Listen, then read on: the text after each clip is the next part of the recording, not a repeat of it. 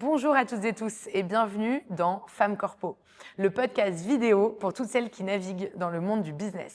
On est 3 entrepreneuses et on a voulu s'intéresser aux femmes corpo. Vous savez, les femmes corporate, ces femmes qui naviguent à l'intérieur des systèmes, qui se font une place dans leur comex ou au dernier étage de leur tour et qui font bouger les choses, qui font avancer les lignes de l'intérieur, depuis l'intérieur des systèmes. Mais la question, c'est pourquoi on a voulu s'intéresser aux femmes corpo. Pendant 4 mois, avec Julia et Flora, on est au cœur de Paris dans une résidence Covivio pour réfléchir à l'avenir du travail. Et comment réfléchir à l'avenir du travail sans porter une attention particulière à la place des femmes dans cet environnement? Parmi les thématiques qu'on va aborder, il y a par exemple, quels sont les avantages d'une vie corpo? Ou encore, est-ce que c'est possible d'avancer dans un environnement si codifié? Au travail, l'habit fait-il le moine? Est-ce qu'on doit dire tout haut ce que tout le monde pense tout bas? Est-ce qu'on peut être vraiment soi-même au travail? Ou comment on obtient ce que l'on veut? Ou encore, comment conjuguer vie de travail et vie de famille? On va donc recevoir plein de femmes corpo, talentueuses, engagées, militantes, qui vont répondre à toutes nos questions et surtout nous donner des conseils pour naviguer en entreprise.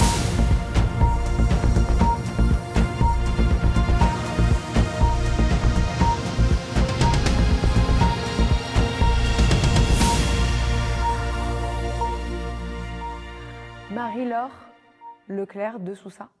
Tout à fait. C'est loin. C'est très bien dit, c'est très bien prononcé. Merci beaucoup d'avoir accepté de participer à Femmes Corpo. On est honorés de ta présence. Surtout, voilà, on avait envie de discuter aussi avec des personnes qui travaillent dans le domaine de l'immobilier. Est-ce que tu peux te présenter, s'il te plaît? Alors, merci beaucoup de m'inviter. Je suis absolument ravie d'être avec vous aujourd'hui parce que c'est toujours agréable de pouvoir justement donner un petit peu de son parcours et de son expérience pour donner aussi envie peut-être. Donc je m'appelle effectivement Marie-Laure Leclerc de Sousa. Pourquoi? Parce que donc de Sousa, c'est mon nom de jeune fille. J'ai une maman française, un papa portugais et je me suis mariée donc avec mon amoureux depuis 30 ans qui s'appelle Leclerc. Voilà. D'où mon grand nom à rallonge puisqu'effectivement j'ai commencé professionnellement sous mon nom de jeune fille, donc j'ai rajouté mon nom de femme mariée, mais tout le monde me connaît par l'un ou par l'autre, rarement par les deux. Donc je suis rentrée chez JLL il y a maintenant 29 ans, presque 30 ans. Je suis aujourd'hui donc présidente de JLL pour la France, pour la Belgique, pour le Luxembourg, pour l'Italie, l'Espagne et le Portugal. Ouais. Voilà. L'Europe ou il y a d'autres pays? Alors, il y a d'autres pays en Europe, donc on a réussi justement à avoir un bon consensus. Et donc, j'ai mon collègue qui s'appelle Constantine Kortman qui, lui, s'occupe de la Pologne, des pays nordiques et de l'Allemagne. Mais sur l'Europe continentale, on a essayé d'être un peu intelligent justement et de connaître nos différentes expériences. Et en parallèle de cela, j'ai la chance d'être présidente de la FNAIM Entreprise depuis maintenant 7 ans. Oui. Voilà, donc dans un monde aussi assez masculin et une belle fédération donc dans laquelle nous représentons pour le compte de cette fédération de l'immobilier toute la partie entreprise, puisque JLL est une entreprise donc qui ne travaille que en immobilier d'entreprise, donc de professionnel à professionnel sur l'ensemble de nos métiers. Voilà. Excellent, enfin impressionnant. La FNAIM, ouais, c'est un gros truc. Enfin, c'est une fédération Bah assez ouais. connue par Ouais. tous, effectivement. Est-ce que tu peux nous raconter un peu ton background socioculturel, d'où tu viens, pour qu'on comprenne un petit peu comment tu en es arrivé là et surtout comment tu es entré dans le monde de l'immobilier? Alors, d'abord, j'ai la chance d'avoir une double culture, puisqu'effectivement, avoir 2 parents qui ne viennent pas forcément du même pays, avec les mêmes cultures, dès le départ, c'est très riche. Donc, ça vous donne beaucoup d'atouts.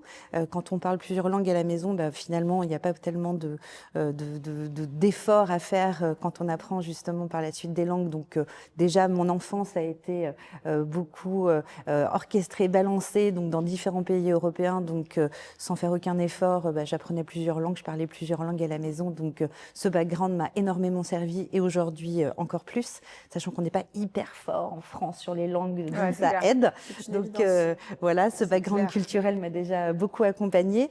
Après, j'ai la chance d'avoir un papa qui était dans le monde de l'entreprise et majoritairement du bâtiment. Et donc quand ma mère travaillait son agrégation d'anglais, papa m'a emmenée sur les chantiers de la Donc Défense. tu parlais anglais, portugais, français. Français à la maison. Et puis après, on rajoute un peu d'espagnol, un peu d'italien, un peu de russe, donc c'est simple. Voilà. Attends, pardon, ton père, il faisait quoi exactement? En fait, il était conducteur de chantier sur Ouais. des grandes tours de la Défense. Donc, D'accord. toute petite, j'ai des photos de moi avec des casques rouges. Énorme. J'étais évidemment la responsable du chantier. Je regardais les grues passer, je trouvais ça génial. Donc, j'ai eu la chance d'avoir les pieds dans le béton et Ah oui. d'apprécier en fait cette matière comme une matière d'écriture de la ville qui m'a permis justement d'avoir ce background et de considérer l'immobilier peut-être différemment d'autres. Donc, pour moi, l'immobilier est vraiment un des acteurs de la construction de la ville. On a beaucoup de choses à donner et beaucoup de choses à faire.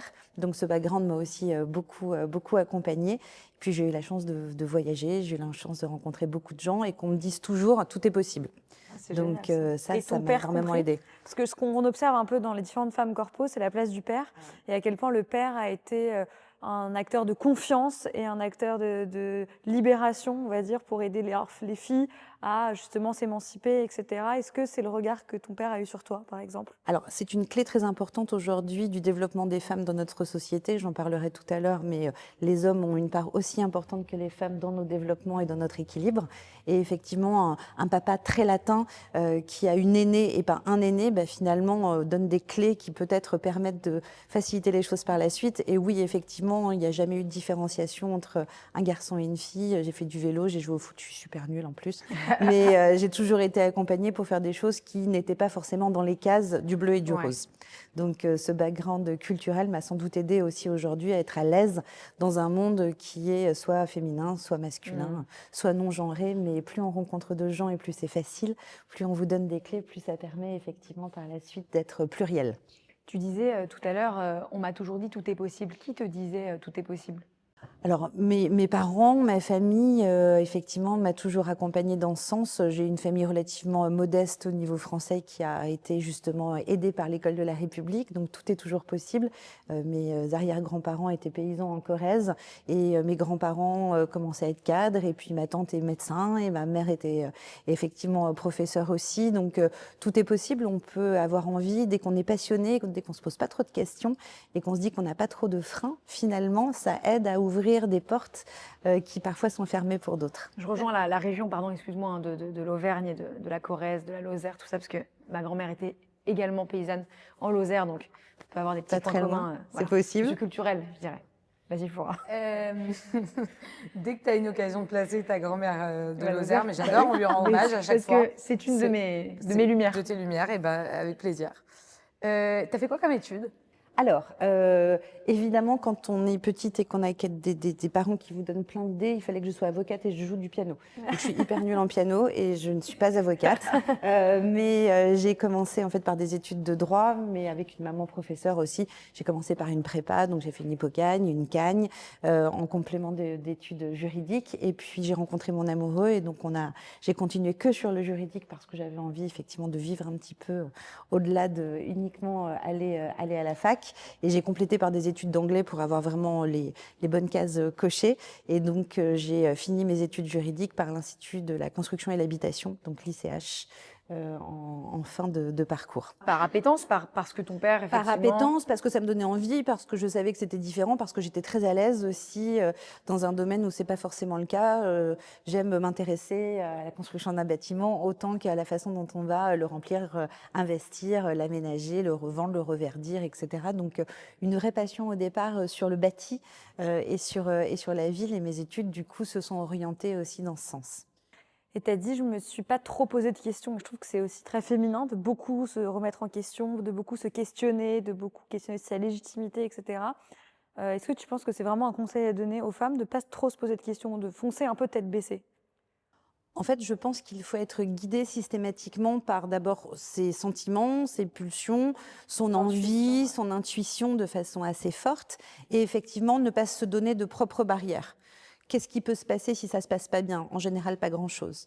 Donc, pourquoi pas effectivement être soi? C'est pas évident. Je vous dis ça, c'est simple à dire, hein, mais j'étais pas forcément la plus à l'aise en prise de parole en public. Je me rappelle à l'école primaire, à chaque fois que j'avais une poésie à répéter ou à réciter, je passais 2 jours à être complètement recroquevillée dans un coin. Donc, effectivement, ne pas se poser de questions permet aussi de ne pas se mettre de barrières, quelles qu'elles soient. Et c'est intéressant parce que je trouve que il y a peut-être une métaphore à aller chercher, je ne sais pas, on va pas faire de la psychanalyse de comptoir, mais tu parles du coup de bâtiments, de construire, etc. Donc un peu de solidité, etc. Toi, c'était quoi je sais pas comment on appelle ça, Les fondations. les fondations, voilà, de ta vie, de Les ta place en tant que femme. fondations, c'est effectivement d'essayer d'être toujours ouvert. Donc c'est vraiment une question de personnalité après. Hein. C'est pas forcément l'acquis, mais peut-être l'inné. J'ai jamais été vraiment très timide et en même temps j'ai aimé toujours aller vers les autres et me comporter de la même façon, quelles que soient en fait les personnes. Et ça c'est quelque chose qu'on m'a vraiment appris. C'est une valeur qu'on m'a inculquée très jeune, de se comporter exactement de la même façon avec la personne qui nettoiera le chantier ou avec le président de l'entreprise qui justement dirige des grands sujets, c'est-à-dire d'être ouvert, disponible et essayer d'avoir justement un degré d'empathie qui permet effectivement de s'effacer parfois au profit des autres pour avoir un moment humain agréable. Donc ça, c'est une de mes valeurs, effectivement, l'ouverture vers les autres et le respect. Tu as commencé ta carrière chez JLL ou Ouais. Donc, toi, tu as une carrière Ouais. 100% JLL. Écoute, à part des boulots Pur produit d'étudiant, JLL. j'ai fait plein de trucs en tant qu'étudiante. Ouais. Voilà, j'ai par exemple quelque chose dont je suis assez fière. J'ai eu la chance pendant 2 ans d'être au standard du Crédit Lyonnais au moment justement de la faillite du Crédit Lyonnais. Donc j'étais là pour répondre à tous les gens pas contents. Je peux vous dire que c'est formateur. Ah bah, Donc oh là, là, on apprend plein de choses. Donc au départ, on nous dit est-ce que tu veux être hôtesse au Crédit Lyonnais? Je dis bien sûr, ça me fait un petit peu d'argent en plus de mes études. Finalement, on se retrouve parce qu'on parle quelques langues à être dans un standard téléphonique dédié aux clients privés qui sont pas contents. Là, ça forme très très bien. Donc là, on peut considérer que c'est anecdotique, mais ça m'a permis après voilà, de prendre beaucoup de choses et d'être comme un canard sous la pluie, que ça glisse sur mes ailes. Donc ça m'a beaucoup aidé et ça m'a formée. Mais effectivement, j'ai travaillé dans plein de petits jobs étudiants. Et après, chez JLL, je suis rentrée le 1er septembre 1998, donc il y a quelques années, pour... J'étais pas née. T'étais pas née? Voilà. Merci. Ah bah bravo. Non, mais je suis rentrée dans l'entreprise juste pour valider un stage qui me permettait en fait de terminer une UV au Conservatoire des Arts et Métiers, donc à l'ICH. Wow. Et effectivement, le prof à l'époque nous avait dit ce serait pas mal que vous passiez 3 mois dans une entreprise de la matière, comme ça vous la comprendrez bien. Et ils n'ont pas voulu te lâcher. Et voilà. Et je n'ai pas voulu les lâcher non plus. Et tu en as pris la présidence européenne. Exactement. Et justement, tu prends la présidence et pourtant tu dis il faut laisser la place, il faut savoir prendre du recul, se mettre aussi peut-être un peu plus en arrière pour laisser les autres. Comment on trouve cet équilibre entre à la fois être quand même la boss d'un truc mouse et à la fois laisser la place aux autres? Quel équilibre on trouve entre les deux? D'abord, ça passe par beaucoup d'humilité. Parce que justement, lorsqu'on a des fonctions importantes dans une entreprise, on sait que c'est fragile aussi. Donc, il faut tous les jours continuer à se battre pour son poste parce que rien n'est jamais acquis. Ça aussi, tu me posais la question tout à l'heure. Voilà, rien n'est jamais acquis. Et les droits des femmes en premier. Voilà, mais ni professionnellement, ni personnellement, rien n'est jamais acquis. Lorsqu'on ne se remet pas en question et qu'on considère que c'est fait, on passe à autre chose, ben, on oublie des choses. Le diable est dans le détail dans la vie et finalement, on ne voit pas des signaux faibles. Donc, mon point d'ancrage aussi, peut-être, c'est de se dire que rien n'est jamais acquis. Tous les jours, en fait, on a des choses à prouver à soi-même et aux autres.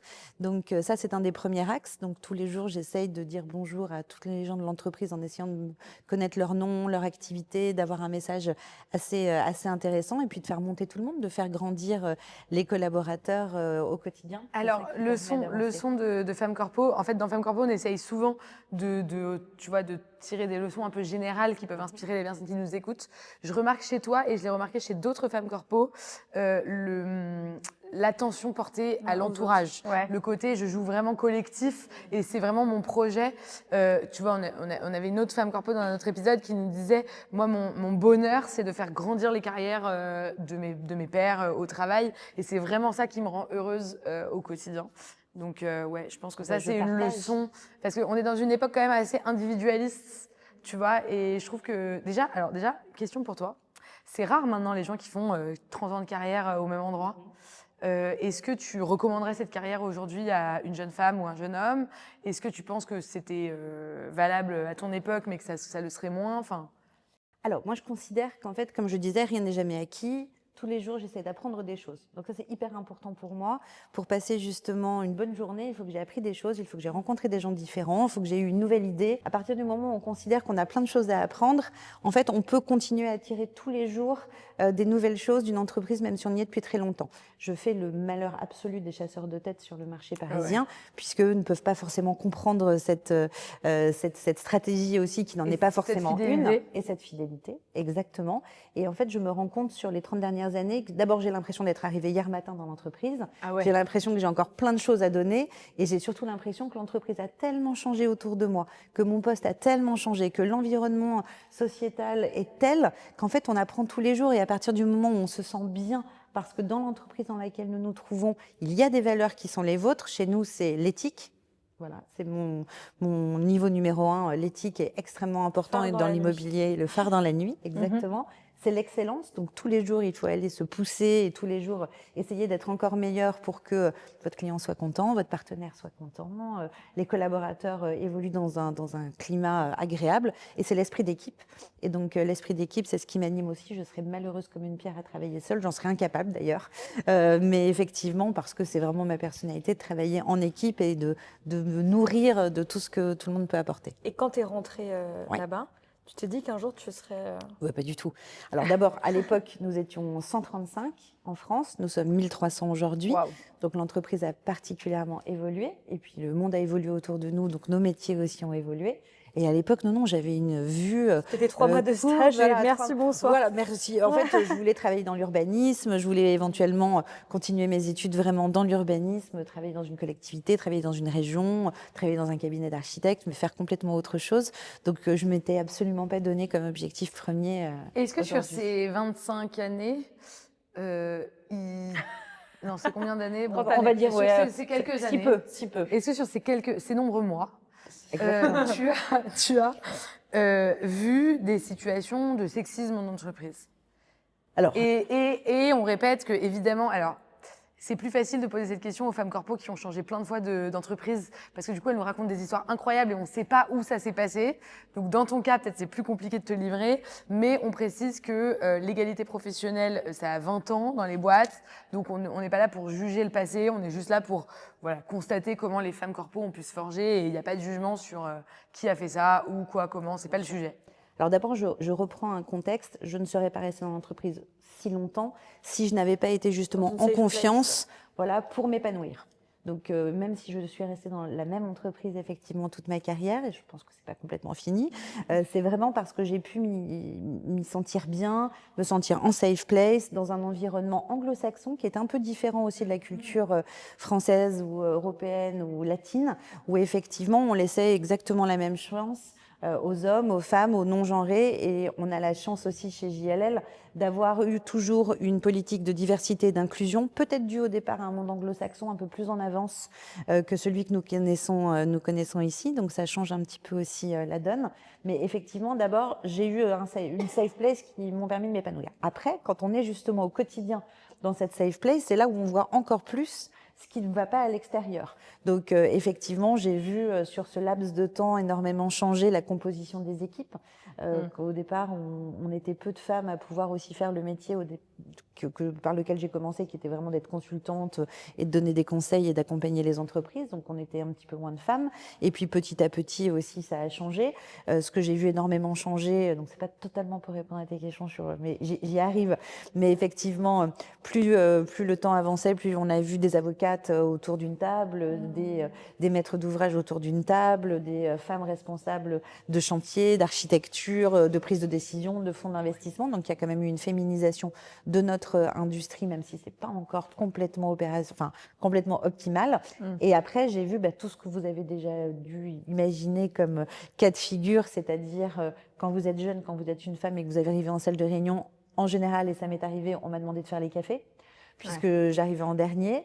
Mais moi, on m'a donné un manteau une fois. Mais aussi, ça marche. Ah bon? Mais il n'y a pas si longtemps que ça, certains de mes collaborateurs sont arrivés dans une réunion où la présidente qui venait d'être récemment nommée est arrivée la dernière, et y compris nos collaborateurs ont cru effectivement que c'était la personne qui allait apporter les cafés, lui ont demandé de ranger leur manteau et des cafés. Donc il y a quand même un lien entre la présence d'une femme dans une réunion qui n'est pas forcément celle qu'on peut imaginer.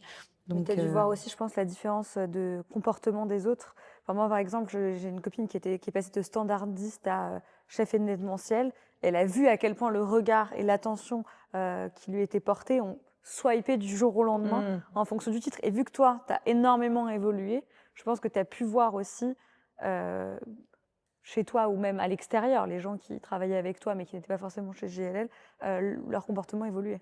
Alors, ce qui est très drôle, c'est qu'aujourd'hui, moi, je suis assez, comment pourrais-je vous le dire, assez discrète, même à l'extérieur, sur ce que je fais, sur mon poste, sur mon rôle et l'ensemble. C'est très rare qu'on imagine dès le départ ce que je fais et on me demande à chaque fois si j'ai la chance de pouvoir prendre un petit peu de temps à rendez-vous, si mon boss va pas me demander de revenir vite parce que je suis en retard. Donc là, on a envie de dire. Alors, le monde de l'entreprise a un peu changé. Effectivement, désolé, mais c'est moi le boss. Donc, ça arrive toujours. Mais je pense que pour un homme, ça peut être la même chose aussi. Après, c'est une question de personnalité, de posture. Donc là, c'est vraiment très personnel et c'est la façon dont aussi on a envie de se considérer justement sa posture. Et puis, il y a quand même aussi une vision du leadership chez beaucoup, que ce soit pour des hommes ou pour des femmes, comme une attitude qui ne doit pas forcément justement être soit bienveillante, soit ouverte. Donc j'aurais tendance à dire, quel que soit effectivement le sexe, c'est aussi une question d'image du leadership dans une entreprise. Et qui change un petit peu beaucoup. Donc. Le secteur du BTP, c'est un des secteurs les plus masculins, un des secteurs d'activité les plus masculins en France. Donc là, je parle vraiment à l'échelle du secteur, bien sûr. Est-ce que tu saurais comment féminiser davantage ce secteur? Moi, je sais que j'ai déjà travaillé avec une entreprise du BTP qui faisait des gros progrès en RSE, des gros efforts. Et en fait, ils me montraient leur plan. Ils disaient sur la partie féminisation, on n'a rien fait. Et on n'y arrive pas. Alors, on a la chance aujourd'hui, quand on voit les statistiques de certaines écoles comme le STP, typiquement, qui est l'école, la grande école de formation du monde du BTP, qui a plus de femmes aujourd'hui ingénieurs en cours de diplôme que d'hommes. Donc là, c'est déjà un bon début. Mais en fait, la difficulté, c'est pas forcément l'arrivée dans le monde du travail des femmes, même sur le secteur du BTP, où on voit énormément de jeunes ingénieurs, d'architectes sur les chantiers, etc. Fidélisation. C'est la fidélisation. Et puis un moment aussi où ça nous arrive dans l'ensemble de notre écosystème, où les jeunes femmes à partir de 30 ans, typiquement, n'ont plus forcément envie d'en jouer. Elles ont été les premières dans leurs études, elles se sont battues pour des super jobs et des jobs assez masculins. Et en fait, à partir de 30-35 ans, elles ont envie d'un équilibre différent parfois. Et elles-mêmes s'interdisent de pouvoir continuer en fait à faire du management ou de pouvoir gérer différemment leur vie pour se concentrer et se consacrer à d'autres thématiques, à d'autres moments. Et donc c'est là où intervient le monde masculin, c'est comment justement les hommes peuvent accompagner les femmes dans le développement de leur carrière pour justement enlever ce biais à un certain moment et de leur dire oui, tout est possible et tu peux avoir une super carrière et être maman et avancer. Ouais, mais tu vois, alors nous, on est entrepreneurs, on n'est pas dans le monde corpo et on peut avoir quelques clichés sur le monde corpo. Je vais en donner un. Il y a beaucoup de réunions aussi qui servent à rien dans le monde corporate et je pense que c'est un truc général. Voilà, ces dernières années, il y a beaucoup, parfois j'appelle ça la bullshit économie, c'est-à-dire vraiment on est là pour parler et on ne sait pas pourquoi. Et en fait, je pense qu'une femme encore plus qu'un homme, mais je pense qu'un homme aussi doit se faire cette réflexion pour le coup, entre accompagner ton enfant au parc une fois que tu as bien fait ton travail ou traînasser dans des réunions de bullshit économie, le choix il n'est pas compliqué à faire. C'est évident qu'il faut aller s'occuper de ses enfants ou aller faire du sport ou s'engager dans une association, enfin vivre quoi. Et est-ce que tu crois pas qu'il y a un problème aussi lié à une culture de la performance qui du coup valorise une logique assez masculine, où on est là pour le temps de travail. Moi j'ai des amis, même hommes, qui me disent mais moi à 17h j'emmène ma fille au parc, c'est ça que j'ai envie de faire dans ma vie. Et c'est parce que ça change, et tant mieux. Et avant, les hommes, ils restaient en réunion jusqu'à 20h, 21h. C'était même un peu la mode dans les open space de montrer que t'es le dernier à partir. Tu sais, ou tu pars à 18h, tu prends ton après-midi. Ça aussi, je pense que c'est très français dans la culture. Est-ce que tu crois pas que le temps de travail, c'est un levier d'égalité professionnelle assez intéressant ? Alors, ça dépend effectivement de la stratégie de l'entreprise, son domaine d'activité et tout simplement, en fait, ses moteurs. Le moteur du résultat peut tout à fait aussi s'apparenter à un moteur de résultat pur, c'est-à-dire que tu mettes 1 heure à faire une tâche ou que tu mettes 10 heures à faire une tâche, ce qui est important dans certaines stratégies, c'est que la tâche soit réalisée. Donc que tu l'aies fait en 1 heure ou en 10 heures, c'est un petit peu ton problème. Donc quelqu'un qui justement a envie de se consacrer à des choses différentes et plurielles dans sa vie, va plutôt se dire, voilà, on me demande de faire cela, je vais le faire. Et mon petit conseil, c'est toujours d'essayer d'aller un petit peu plus loin, parce que c'est là où justement on trouve une certaine émulation et qu'on s'amuse. Parce que effectivement, je ne serais pas restée, je n'aurais pas cette carrière si tous les jours je ne m'étais pas amusée. Donc ça, c'est hyper important justement de trouver des moteurs différents. Donc il y a une question effectivement de relation au travail qui a un petit peu été, enfin qui a été bousculée par le Covid et par des façons différentes de travailler. Donc les femmes ont toujours envie de dire, voilà, je suis parfaite partout, donc je vais montrer que je suis là parce que je peux encore faire mieux. Et en général, elles font 2 fois plus parce qu'elles veulent vraiment montrer qu'elles peuvent aussi avoir une vie complémentaires. Donc ça, c'est en train un petit peu de changer. Mais quand je dis justement qu'il y a aussi beaucoup de barrières à faire tomber dans la tête de tout le monde, c'est vraiment au niveau sociétal. Moi, j'ai aujourd'hui la carrière que j'ai parce que mon mari, il y a 10 ans, a arrêté de travailler pour me permettre justement d'avoir une charge mentale très différente. Donc il n'y a pas que des baguettes magiques et que de la conscience pro personnelle. C'est hyper intéressant et c'est vrai que dans ce podcast Femmes Corpo, on aime les anecdotes un peu concrètes. Là, tu viens de donner une clé quand même assez importante.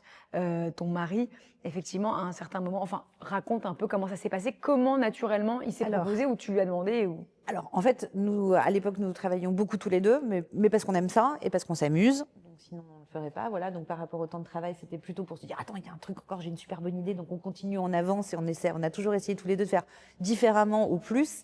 Et puis, on s'est retrouvés dans une situation où, c'était il y a même un peu plus de 10 ans, eh bien, nous avons 2 enfants qui maintenant ont 21 et 22 ans. Et à l'époque, bien, nous avions une nounou pour le matin parce qu'on partait très tôt, une nounou pour le midi parce qu'on avait un des enfants allergènes à ce qu'on mangeait à la cantine, une nounou qui allait les chercher le soir, puis une nounou qui complétait en fait l'étudiante qui allait les chercher le soir. Puis pour gérer la maison, on avait une aide qui nous accompagnait pour la maison. Donc on avait tous les fins de mois une comptabilité à gérer pour notre maison. Donc c'était un moment complètement idiot. Enfin, un moment où on s'était assis tous les deux en se disant mais c'est totalement idiot. On profite pas, voilà, on profite pas vraiment. Comment ça se passe? Et puis on se posait ces questions. On avait déjà posé ça sur la table tous les deux, de façon totalement éclairée, en se disant bon, c'est quand même un peu stupide, mais bon, voilà, on court et puis parfois on a la tête dans le guidon puis on avance. Et il y a presque un peu plus de 12 ans, en fait, l'ancien président de JLL m'a proposé un job, mais qui devait en fait m'empêcher de continuer un job que j'adorais aussi. Et il m'en a parlé le vendredi soir, je suis rentrée à la maison avec mon partenaire et on a discuté tous les deux et on s'est dit, bah, écoute, en fait, j'adore ce que je fais, j'adore le nouveau job, mais si je pouvais faire les deux, ce serait magique. Et là, ça a été une révélation. On s'est dit, bah, en fait, c'est possible que tu fasses les deux si on s'organise bien. Donc moi je te propose de m'occuper de toute ta charge mentale de la maison, de tout ce qu'il y a à gérer autour, et puis comme ça tu t'éclates, on aura plein de choses à se raconter. C'est énorme. C'est ce qu'on a fait. C'était il y a 12 ans. Ouais, c'était il y a 12 ans. Avant-gardiste comme Exactement. Bah, du moins en tout cas totalement naturel pour nous, mais qui nous a posé plein de problèmes. Ça héroïque et je me dis mais c'est un héros son mari, j'ai Bah envie de oui, le rencontrer, je suis bien me dis ça d'accord. dans ma tête. Grave. Mais Je suis toutes d'accord. les femmes qui suivent leur mari et qui s'arrêtent et à qui on dit rien et qui en plus ont un statut social dégradé parce qu'elles arrivent à un dîner, on dit et toi tu fais quoi dans la vie? Je m'occupe de mes enfants. Ah ok, salut. Alors toi, comment tu fais ton business? Tu vois, c'est Mais tu as hyper donné la injuste, en meilleure fait. anecdote. C'est-à-dire que tu sois une femme ou un homme, c'est la même chose. Bah ouais. C'est-à-dire qu'il avait un job hyper intéressant, plein d'amis que nous n'avons plus aujourd'hui, plein de relations. Ah ouais, parce que les gens l'ont trouvé moins intéressant. Et puis d'un coup, bah, les dîners en ville, qu'est-ce que vous faites? Je m'occupe des enfants. Ah super. Et puis c'était terminé. Et puis les gens se retournaient. Donc que tu sois une femme ou un homme, c'est la même chose. Donc c'est pour ça que j'essaye justement de sortir un petit peu le débat uniquement du genre, mais c'est pas que le genre, c'est vraiment un côté plus global dans la société. Une culture de la performance, ou enfin la valeur, c'est le travail. Et qu'est-ce que l'autre va pouvoir t'apporter dans ton propre travail?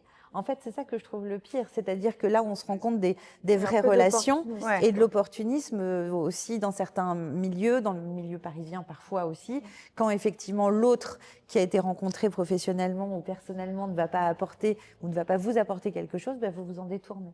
Ce qui, à mon sens, est une vraie erreur. Mais de la même façon, autant on parlait tout à l'heure justement des socles et de la vie personnelle, autant mes parents m'ont toujours poussé, sans que je sois une fille ou un garçon, à une spécificité, mais juste pour que je m'éclate. Bah, eux n'ont pas compris, et les parents de mon mari n'ont pas compris qu'ils s'arrêtaient de travailler. pourquoi il a plus envie de travailler, il veut Qu'est-ce qui être se passe cool, Oui, Ouais. c'est signe etc. limite Bah, pas de mauvaise santé, mais enfin, c'est ça, quoi. et ça continue aujourd'hui. Nous sommes en Ouais. 2024, bientôt en 2025, et on a encore des remarques totalement sexistes à son égard, en disant mais qu'est-ce que tu fais, c'est pas toi qui ramène de l'argent à la maison. Donc c'est vraiment particulier et c'est hyper courageux. Et attends, d'avoir il pris s'est ce épanoui, pli. ton mari, dans ce rôle? Alors d'abord, il s'épanouit complètement parce qu'il a accompagné nos enfants qui vont hyper bien, qui sont hyper bien dans leur basket, et Ça, c'est il a fait des tonnes pas une de mince choses affaire. avec lui, voilà. Donc Ouais. il leur a Bah, fait et puis faire ça, du sport. c'est un impact sociétal fou aussi, parce que Ouais. quand on voit, par exemple, chez les délinquants, il y a des chiffres qui montrent que, par exemple, chez les délinquants, c'est souvent des parents qui, soit des mères célibataires qui travaillaient trop, qui n'ont pas pu s'occuper de leurs enfants. Enfin, voilà, livrer à la société des enfants sains, pas toxiques, qui se sont bien construits, c'est aussi un grand cadeau. Bah, d'abord, ça a été un grand cadeau pour notre cellule familiale, Oui. parce qu'on s'éclate tous les jours et qu'on s'amuse beaucoup, et qu'on parle de tout, et qu'on est très ouvert. On a envie et, d'être dans ta famille, moi, je trouve. mais venez, Prenez-nous. c'est table ouverte à la maison, c'est table ouverte. Mais on a toujours essayé On vient dîner. justement, voilà, avec grand plaisir. Et puis on aime bien aussi les arts de la table, donc il est hyper bon cuisinier. Oh là là. Mais on a aussi notre potager, parce que du coup, un peu plus de temps de qualité, c'est de se fabriquer un potager, c'est de travailler justement sur du circuit court. Enfin, il y a pas de baguette magique, c'est tout ce qui est justement dans l'idée de la durabilité. C'est aussi le temps. Et aujourd'hui, la plus grande richesse, c'est le temps. Donc, le temps qu'il a pour justement faire un super potager, ne manger que des choses saines à la maison, c'est du temps et c'est de la qualité. Aller chercher les enfants, les amener au musée, les amener au cinéma, les amener faire du sport, c'est du temps. Et en fait, je pense qu'aujourd'hui, la vraie question et la vraie clé de notre société, c'est comment peut-on redonner du temps de qualité aux autres. Et effectivement, les grands schémas de laisser sa veste sur le bureau jusqu'au dernier moment pour que son boss ait bien l'impression que le travail est bien fait. Moi, quand je vois des gens à 22 heures au bureau, pour moi, c'est une faute. Ouais. À moins d'avoir une charrette, voilà. Eh Mais ben, mais c'est une faute. Emmanuel Macron, bon, on va pas politiser le débat, mais à un moment, il y avait un article où non mais il disait fièrement qu'il dormait 2 heures par nuit et que c'est pour ça que c'était un bon gérant. Mais moi, j'ai lu ça et je me suis dit, bah non, moi, si je dors 2 heures par nuit, je suis une mauvaise gérante. Hein. Je peux vous dire, je fais plein de conneries. Enfin, c'est pas bon. Et en fait, je trouve qu'on a quand même dissocié le travail du bien-être. Et bon, oui, alors maintenant, on compense parce qu'il y a des cours de yoga le jeudi midi. Non, mais voilà, enfin, il y a quand même une grande hypocrisie dans tout ça. Enfin, bon, moi, Le baby-foot et encore un cliché sur le monde corpo, mais il y a quand même Il y a de moins en moins de baby-foot, quand même. Ah, il y a de moins, ça y est, on a passé cette Ouais, parce tendance-là. qu'en fait, Ouais. ça fait un boucan d'enfer surtout. Ouais, c'est clair. Enfin bon, Mais, comment toi tu t'engages sur ça, sur le bien-être de tes collaborateurs, le fait que ils fassent bien leur carrière, mais que aussi ils aient un équilibre pro-perso et tout. Alors, d'abord, c'est une des valeurs chez JLL. On fait extrêmement attention à un équilibre entre la vie professionnelle et la vie privée, mais, et c'est le cas aussi pour plein d'autres sujets, on ne peut pas forcer les gens à aller dans votre sens. Donc, en fait, pour moi, être dans le bien-être de ses collaborateurs, c'est s'adapter aux collaborateurs et pas aux collaborateurs de s'adapter totalement à l'entreprise. Il y a des gens qui sont malheureux s'ils ne sont pas longtemps dans l'entreprise, s'ils n'y passent pas du temps aussi. Enfin, il faut les prendre en considération. Parce qu'on aurait envie de mettre plein de choses en avant pour que les gens se sentent bien. Je vous donne un exemple et une anecdote. Et on apprend tous les jours et c'est ça qui est fantastique. Il y a 2 ans, j'avais une collaboratrice brillante, hyper bonne dans son activité, que j'ai promue sans qu'elle ne le demande absolument pas à un poste de responsabilité plus visible, plus ouvert, où on allait plus la voir parce que ça le méritait et qu'elle est hyper inspirante. Et ben, elle a détesté ça et elle m'a dit que j'avais pas compris en fait son bien-être et elle est partie. Donc on lui donnait du temps, on lui donnait une promotion, on lui donnait de la visibilité, mais elle n'en voulait pas. Donc il faut aussi vraiment pour moi plus s'adapter en fait à qui veut quoi et plus poser de questions et être beaucoup plus caméléon et beaucoup plus flexible. Donc de façon générale, c'est effectivement donner un cadre de travail respectueux, divers, inclusif, mais vraiment où il y a un respect des uns et des autres. Donc ça passe par là pour moi le bien-être des collaborateurs et ça passe surtout par l'écoute pour avoir quelque chose qui leur corresponde et parce que vous pensez qu'il est bien pour eux. Et ça, c'est l'erreur qu'on fait aussi aujourd'hui beaucoup dans le management. Et justement, j'ai envie de te poser la question, toi, est-ce qu'il y a des moments où, j'imagine que tu as traversé un certain nombre de promotions, vu que tu as 30 ans de carrière au sein du même groupe, est-ce qu'il y a un moment où tu t'es sentie pas très à l'aise avec la promotion que tu as acceptée, tu vois? Alors, la légitimité, c'est vraiment quelque chose de très féminin et je pense que pour toujours, on se dit est-ce que c'est vraiment Ma moi? place. Est-ce que c'est ma place? Mais en fait, c'est assez drôle de voir que parfois, la posture vient avec le rôle. Donc, même si systématiquement à toute promotion, je me suis dit à un moment, oups, est-ce que je vais y arriver? Donc Ouais. là, j'appelle les copines et puis on discute beaucoup et on refait le monde. Mais malgré tout, je me suis rendu compte aussi, avec un peu d'expérience, que lorsqu'on vous donne le rôle, bah, finalement, la posture vient aussi parfois avec le rôle. Elle ne vient pas avant. Donc, quand justement des femmes se posent des questions en disant est-ce que je le mérite, bah, il faut peut-être tenter. Ah, en fait, la posture vient avec le rôle ou le rôle vient avec la posture? La posture, enfin, ça va de pair. Et en fait, selon les moments de sa vie, selon son expérience, bah, c'est l'un ou l'autre. C'est comme on sait si on est une bonne mère quand on devient mère, en fait. On ne peut pas dire je vais On être peut- une bonne mère ou pas Exactement. si on n'est pas encore mère. Tant qu'on n'est pas confronté en fait au sujet, aux difficultés, mais aussi au grand bonheur que ça amène, effectivement, on ne peut pas se dire que c'est bon. Donc, un petit conseil que je pourrais donner, c'est qu'il vaut mieux essayer. En fait, par exemple, chez nous, nous essayons toujours de dire aux collaborateurs, tentez. Si vous ratez, c'est pas grave du tout. C'est bien. On s'en fiche. Donc en fait, la culture du succès, pour moi, doit justement pallier à la culture du résultat. Et la culture en fait du test est pour moi beaucoup plus importante que la culture uniquement de la finalité. C'est-à-dire, plus on essaye, plus on apprend, plus on est dans l'itération, plus justement on s'enrichit. Et donc, lorsqu'on a des promotions successives et qu'on peut se poser des questions, bah, il faut le prendre et puis se dire, bon, j'y arrive pas, je le mets à ma propre patte. Et si je me rends compte que ça va pas, le dire. Et tout passe par la communication, la transparence. Il ne faut jamais hésiter à dire quand ça va bien et quand ça va pas. Et quand on sent quelque chose qui vraiment vous dérange dans vos tripes, il faut le dire et le plus vite possible pour affiner ou passer à autre chose. Mais c'est hyper important. Et quel conseil tu donnerais aux jeunes femmes qui veulent s'affirmer justement en entreprise? Alors, d'abord, je leur dirais d'être elles-mêmes. Hyper important. Hyper important. Mais savoir qui on est, c'est hyper dur. Enfin, voilà. Non, mais Est-ce qu'on y arrive un jour? Alors, dans l'épisode avec Marlène Schiappa, d'ailleurs, on vous invite à le regarder, on a eu gros débat sur... moi, je me considère inemployable dans un grand groupe, et pourtant, je suis consultante pour les grands groupes, donc je connais. Enfin, je connais vite fait, quoi, de l'extérieur. Et parce que, justement, je suis trop moi-même, quoi. J'arrive pas trop à me travestir. En fait, il faut jamais se travestir. Il faut toujours être soi-même. Mais il faut être soi-même dans le respect des autres. C'est-à-dire que parfois, pour montrer qu'on est soi-même, on veut imposer sa propre façon de faire. Mais c'est pas ça, être soi-même. Être soi-même, c'est avoir l'intelligence d'avoir des valeurs et de savoir lesquelles et ce qui est important et de gérer ses priorités dans l'importance des valeurs, mais pas de vouloir absolument imposer son style parce que c'est son style et c'est comme ça. Non, c'est là où est la grosse erreur en fait. On peut être soi-même, on peut avoir son style, on peut avoir les cheveux roses si on veut dans un monde hyper corpo. À partir du moment où on est dans l'empathie, dans la compréhension des enjeux de l'autre, ça fonctionne. Et justement, toi, tu as réussi à faire entendre ta voix dans ce secteur qui est quand même hyper compétitif. Alors, je l'ai fait avec mon style. Voilà. T'es Donc là, restée toi-même. je suis toujours restée moi-même et je pense que personne ne pourrait me donner vraiment un autre moi-même.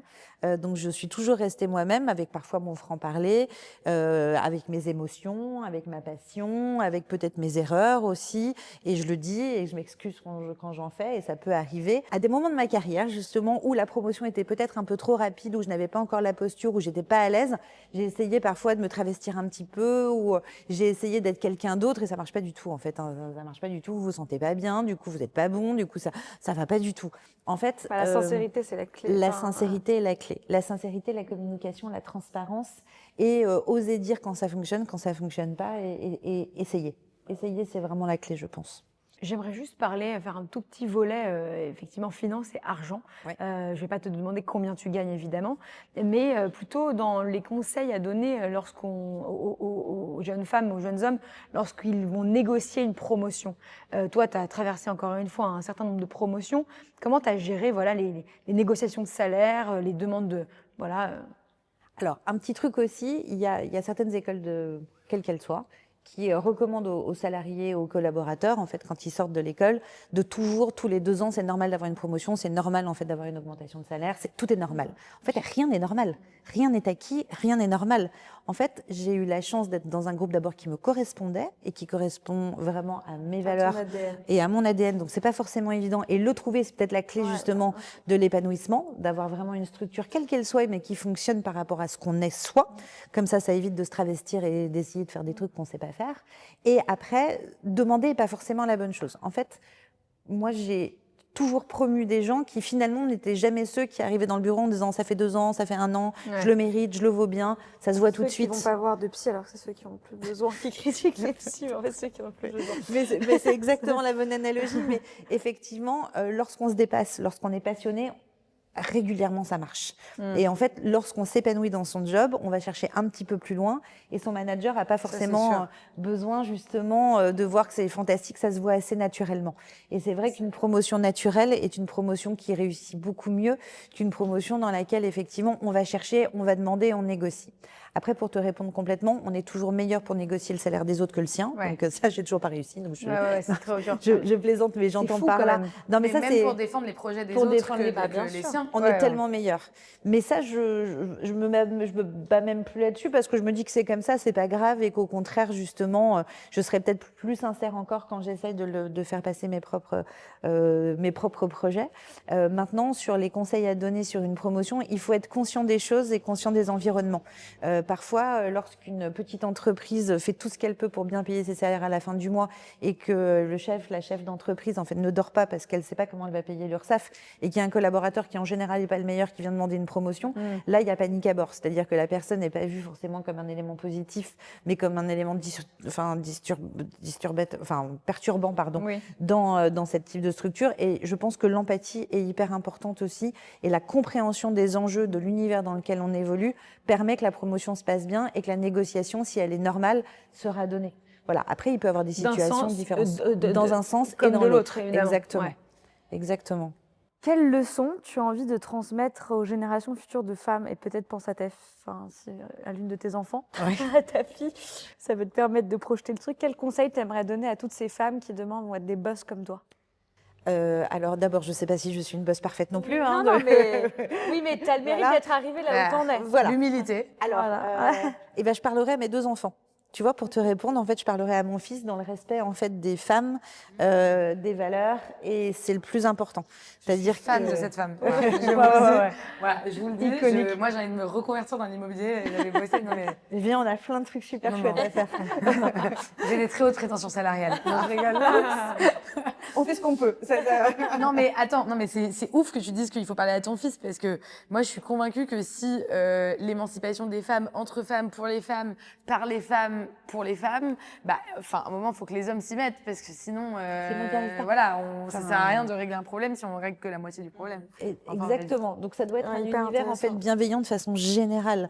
C'est-à-dire que je dirais à mon fils, fais toujours attention à une personne à côté de toi qui est différente de toi et qui peut avoir aussi des moteurs différents, respecte. Voilà, et change, et évolue, et sois en empathie, et remets-toi en question parce que la personne à qui tu dis quelque chose peut-être ne va pas le prendre comme ce que tu imagines. L'émission, exactement. Donc c'est toujours être dans la compréhension en fait du récepteur quand on est émetteur. Donc ça, c'est ce qu'on fait tous les jours avec notre fils. Et pour ma fille, je lui dirais n'aie pas peur et dès que ça te gêne, fonce, mais dès que ça te gêne, dis-le. Et effectivement, en ce moment, c'est un petit peu le cas. Elle est seule, c'est la seule de sa promo. Il n'y a que des garçons. Et effectivement, c'est pas évident tous les jours, donc ils la prennent pour une maman, ils la prennent pour une copine. C'est assez marrant en fait. Le rôle qu'il lui attribue dans la société, exactement, dans la petite société. C'est très marrant. C'est très marrant. Donc évidemment, c'est elle qui doit être déléguée parce que comme c'est la seule, elle va porter les messages et la parité. Et puis ce sera bien pour le groupe, comme ça montrera qu'il y a plein de filles. Elle est la seule. Enfin bon, c'est assez drôle. Mais ce que je lui dirais, c'est ce que je lui dis au quotidien, c'est-à-dire sois à l'aise. Dès que quelque chose te dérange, c'est qu'il y a une raison. S'il y a une raison, il faut que tu détermines ce qui te dérange. Et ce qui te dérange, justement, est-ce que c'est une perception de toi? Et est-ce que c'est toi qui l'as donné? Est-ce que c'est l'émetteur ou le récepteur? Donc d'abord, remets-toi en question avant finalement de considérer que c'est l'autre qui a peut-être tort ou qui va pas te donner ta place. Donc c'est vraiment tout ça dans une question de respect général et de bienveillance. Alors ce terme a beaucoup été galvaudé, mais malgré tout, c'est vraiment, j'utiliserais plutôt l'empathie, la compréhension de l'autre et la perception des enjeux de l'autre pour être bien et pour justement évoluer. Je pense que c'est important. T'es hyper inspirante. Hein. Ah bah écoute, vraiment. C'est vrai, mais on a hâte du dîner cuisiné par Monsieur Leclerc de Sousa. Avec grand plaisir. On a hâte de rencontrer. Tu sais ce qu'on demande à nos invités? On demande le thème. Oh. Alors on joue. Flora a un thème de prédilection, le thème disco, mais peut-être que... Oui, c'est vrai. Mais là, le thème disco, ça marche aussi. Comment tu mets des paillettes dans les assiettes, ça peut être très marrant. Oh, et ça rime. Excellent. Merci beaucoup. Avec Tu grand reviens plaisir. quand tu veux. Merci. Et nous, on va venir aussi Chez te toi. voir chez toi. Avec Et grand aussi chez plaisir. JLL, Voilà. mais Avec également grand à plaisir. domicile. Avec grand plaisir, vous êtes les Merci bienvenus. beaucoup. Merci beaucoup Marie-Laure. pour ton temps. Merci beaucoup.